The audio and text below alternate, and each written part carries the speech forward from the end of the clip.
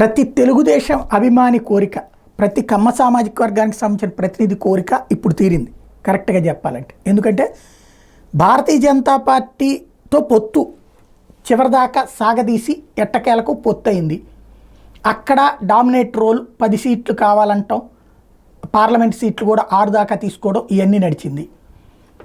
Last elections అప్పుడు భారతీయ జనతా పార్టీని దెబ్బతీయడానికి ప్రయత్నించినటువంటి తెలుగుదేశం మీద ఉన్నటువంటి కోపం భారతీయ జనతా పార్టీకి తర్వాత 4 ఎంపీలు ఇవ్వడంతో కొంత సర్దుబాటు అయింది. ఆ తర్వాతన జగన్ చంద్రబాబుని అరెస్ట్ చేయించినటువంటి సందర్భంలో మళ్ళీ సహకరించి విడుదలకి సహకరించడంతో కొంతమేర ఇద్దరి మధ్యన సమన్వయం సాధ్యమైంది. అందుకనినే కాంగ్రెస్ పార్టీ అడిగినా సరే వాస్తవంగా ఇవాళ కావాలంటే ఎన్డీఏ ప్రభుత్వాన్ని కూల్చగలిగిన శక్తి చంద్రబాబుకు ఉంది. సెంటర్లో ఎన్డీఏ పవర్లోకి రానియకుండా చేయగలిగిన శక్తిని చంద్రబాబుకు ఉంది.